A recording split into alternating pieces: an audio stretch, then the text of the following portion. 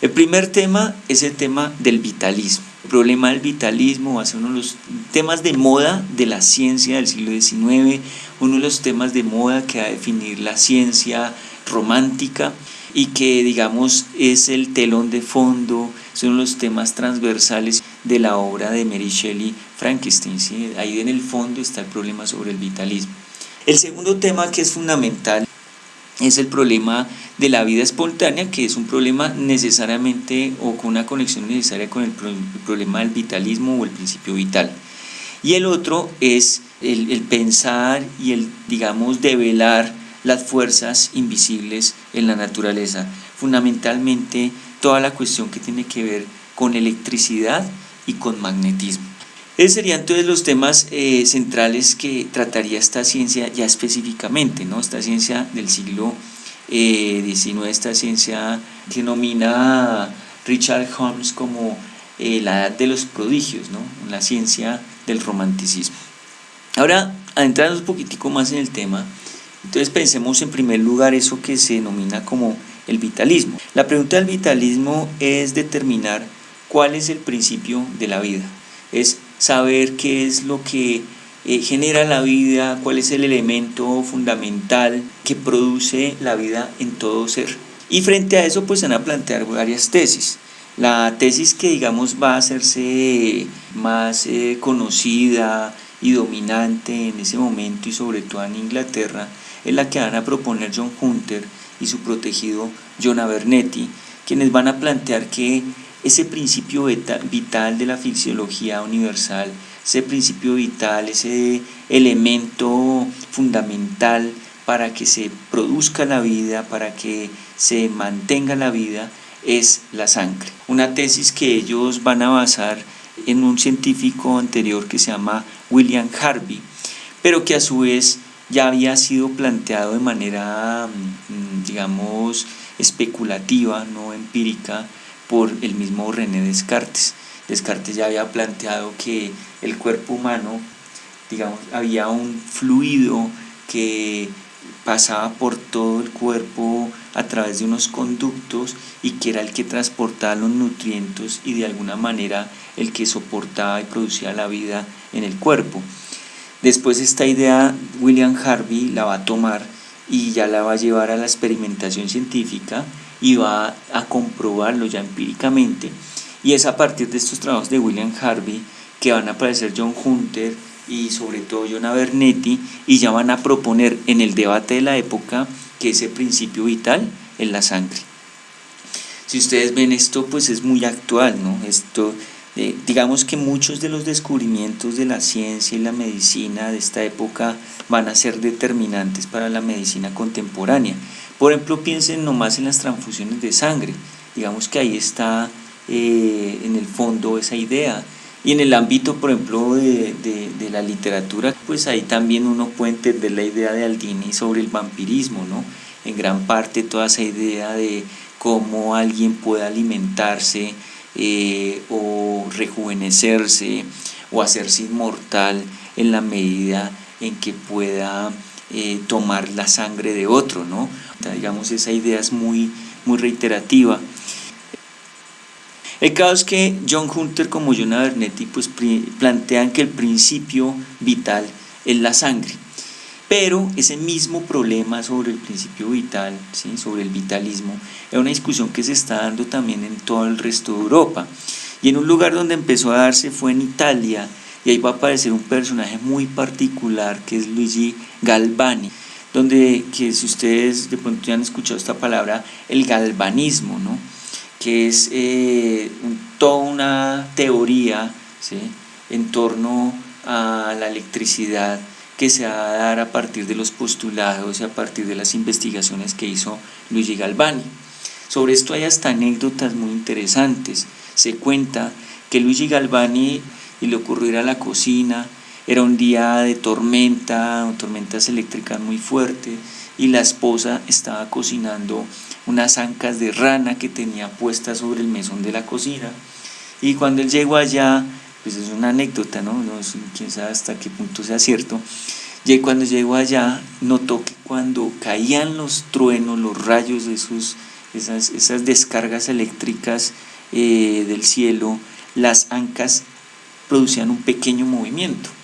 Y se le ocurrió que tal vez pues eso era causa precisamente de los rayos, y entonces se le ocurrió pensar y plantearse tal vez la posibilidad de que el movimiento físico, que la fisiología estaba determinada por impulsos eléctricos. Y eso lo llevó entonces a plantearse entonces toda una investigación de carácter empírico sobre eso, que la hizo además con su esposa, que no es reconocida y que muchos autores consideran como fundamental en las investigaciones que hizo Galvani. Y empezó a hacer esas investigaciones precisamente con las mismas ancas, y empezó a mostrar que cuando aplicaba una carga eléctrica a esas partes del cuerpo o a animales muertos, pues estos reaccionaban, el cuerpo reaccionaba con movimientos, y eso entonces lo llevó a concluir de alguna manera que pues ese principio vital del que tanto se ha estado discutiendo, pues tal vez no fuera la sangre, sino que radicaba en la electricidad. Además que para esa época pues también había un coterráneo y competidor de Galvani, que era Alessandro Volta. Alessandro Volta, que es reconocido en la historia pues también por sus investigaciones sobre la electricidad, tanto así que entre ellos va a haber una disputa de quién tiene la razón, ¿sí? Porque Alessandro Volta va a plantear que ese principio eléctrico es externo, ¿sí?, al cuerpo, mientras que Galvani va a plantear que es interno, y ahí van a generar unas disputas muy fuertes, que al fin y al cabo ninguno de los dos va a tener razón, ¿sí?, pero que va a ser, digamos, como el debate de la época, que finalmente va a ganar Alessandro Volta, además porque Volta se va a volver muy reconocido gracias a que inventa la pila eléctrica, da los elementos para que se construya la pila eléctrica, y prácticamente la pila eléctrica que manejamos en la actualidad en sus distintas formas están basados en el modelo básico que planteó Alessandro Volta, ¿sí? Pues que hablamos de voltaje, ¿sí?, de voltios, es haciendo referencia a ese nombre de Alessandro Volta, como también cuando hablamos de galvanismo, entonces estamos haciendo referencia a Luigi Galvani, ¿sí? Entonces el caso es que hay una disputa entre ellos, la disputa fue tremenda. Galvani termina siendo de alguna manera desprestigiado, digamos exiliado científicamente, académicamente, además que también por cuestiones de carácter político termina expulsado de la universidad. Entonces, digamos, la vida de Galvani pues no fue de muy buena suerte y no tuvo su reconocimiento debido. En cambio, Alessandro sí termina siendo muy reconocido. El caso es que entre ellos dos, ese problema sobre el vitalismo lo van a resolver entonces planteando que ese principio vital, ese elemento ese principio vital de la fisiología universal está en la electricidad. Y entonces se vuelve fundamental el estudio de la electricidad, porque si tal vez se logra entender eso bien, pues podemos encontrar una manera, por ejemplo, de volver cadáveres a la vida, o por ejemplo también de plantear digamos una respuesta a la inmortalidad, o encontrar herramientas y técnicas médicas para curar, para mejorar dolencias, etcétera. Miren, por ejemplo, es gracias a todo esto que también se empieza a hablar de toda la medicina sobre las prótesis. Piensen también otra tecnología, que es la reanimación a través de choques eléctricos. Todo esto que en gran parte pensamos en nuestro tiempo viene y está inspirado en esta ciencia romántica, para que vean la relevancia que tiene hasta nuestros días. En fin, todas estas investigaciones y todos estos planteamientos de Galvani y Alessandro Volta finalmente los viene a recepcionar un señor llamado Giovanni Aldini. Aldini es también un italiano que es familiar de Volta, y lo que hace Aldini es retomar los estudios de Galvani, pero ya llevarlos más como al ámbito de la experimentación.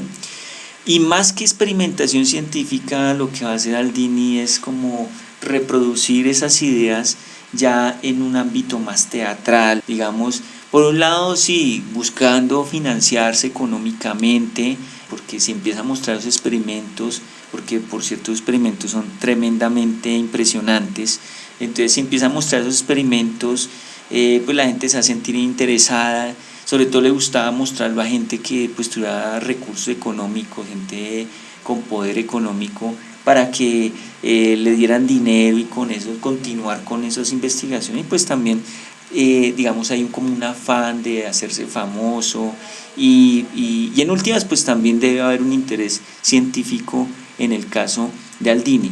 En fin, el caso es que este señor empieza entonces a llevar a cabo una serie de experimentos a partir de los trabajos de Galvani y utilizando la pila eléctrica, esa celda eléctrica que había inventado Alessandro Volta, ¿sí? Al principio todos estos experimentos los hacían con animales, sobre todo con partes de animales. Se experimentaba sobre cabezas de vaca, ¿sí?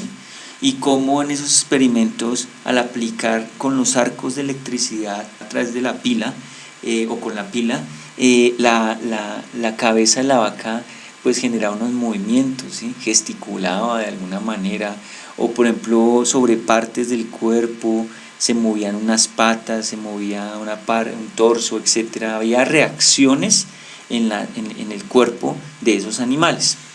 Ahora el problema es que Aldini ya quería era llevar ese experimento a otro nivel y ya planteárselo sobre la fisiología humana, ¿sí? Y quería hacerlo sobre cadáveres humanos.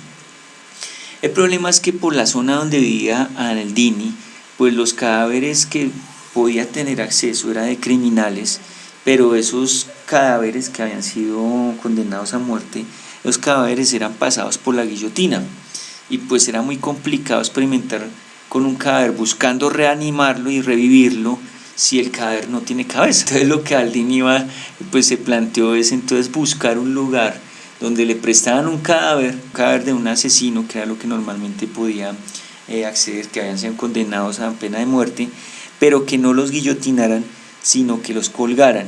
Y entonces Aldini se va a trasladar hasta Inglaterra, y allá en Inglaterra va a realizarse el primer experimento sobre un cadáver humano de un señor que se llamó Thomas Foster, que había sido condenado a muerte y lo colgaron allá en Newgate. Y va a ser el primer experimento sobre un cadáver oficial, ¿sí? Con los permisos, y que además va a hacerlo en público y con toda la teatralidad que implicaba para el caso. Yo quiero que dan el ejemplo de cómo se realizaban esos experimentos.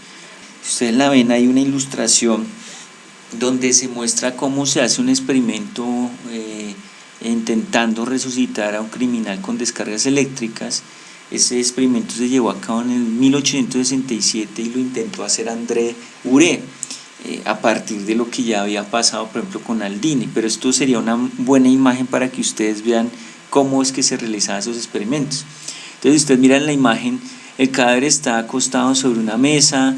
En la parte de atrás hay una pila eléctrica, que es la invención de Alessandro Volta, y el científico, el científico que está ahí está aplicándole electricidad en la frente a través de unos arcos eléctricos y con su asistente, y se ve que apenas aplica esa electricidad el cuerpo reacciona, el cadáver parece que levanta la cabeza y abre los ojos y gesticula, ¿sí? Pero a la vez, si ustedes ven, el público pues está asustado, hay gente impresionada, gente que no soporta ver eso, hay gente que está asombrada, expectante, qué va a pasar, ¿sí? Digamos que es muy impresionante lo que está pasando en ese momento. Recuerden que no se entiende todavía qué es la electricidad, no hay una comprensión total de qué es la electricidad, para que están jugando con fuerzas sobrenaturales, es decir, es un ambiente que seguramente cualquiera de nosotros hubiera estado ahí, pues hubiera sido realmente impresionante ver ese tipo de experimentos. Y además estábamos hablando de un cadáver real, auténtico, está sobre una mesa y que le están aplicando unas cargas eléctricas y que está empezando a abrir los ojos y que uno puede creer que tal vez en cualquier momento se va a levantar y va otra vez a aparecer vida en ese cadáver. Entonces es impresionante realmente. Y eso es lo que va a hacer Aldini. Para eso, yo quisiera entonces leyéramos el experimento que realizó Aldini allá en Newgate, que se hizo mediante aplicación de cargas eléctricas 6 horas después de que lo hubieran colgado. Entonces dice el fragmento del experimento, dice: en este contexto, Hunter y Abernethy proponen que la sangre es el principio vital de la fisiología universal, lo que hemos planteado ahorita, hasta el punto que Abernethy lo sugiere como una evidencia de la existencia del alma. Bueno, esto hay que comentarlo. Esto muestra cómo para estos científicos todavía no hay una diferenciación clara entre el ámbito de la ciencia y el ámbito de la metafísica. Vean que Abernethy, un científico reconocido, pupilo de uno de los más grandes científicos de la época, que es Hunter, en un debate científico sugiere que ese principio vital, ¿sí?, que es la sangre, es una evidencia de la existencia del alma. O sea, todavía están pensando en nociones y conceptos metafísicos a la hora de hablar de ciencia. Eso, por ejemplo, en nuestra época, pues seguro que si algún científico planteara eso, pues le caería una lluvia de críticas, sería objeto de burla y sería calificado de pseudociencia, ¿no? Porque ¿cómo usted hablar de un concepto, una categoría como el alma de corte metafísico en un ámbito científico, por ejemplo en este caso experimental y materialista? Entonces vean que aquí todas esas diferenciaciones no son tan tajantes todavía la ciencia. Entonces dice Abernethy, lo sugiere como una evidencia de la existencia del alma, en la misma dirección en la que apuntaban los trabajos sobre la electricidad de Luigi Galvani y Alessandro Volta, que como dijimos es el inventor de la celda eléctrica, y que luego teatralizó su coterráneo Giovanni Aldini, primero en Italia con experimentación eléctrica en la reanimación pública de animales, ¿sí?, y más tarde en Londres con el cadáver de un asesino. Un tal Thomas Foster, entonces dice, mediante aplicación de cargas eléctricas 6 horas después de que lo hubieran colgado en Newgate. Como les digo, unas condiciones que el cuerpo estuviera completo, pues que tiene que trasladarse allá porque allá no los guillotinaban. Y la otra es que no pasara mucho tiempo después de muerto, ¿no?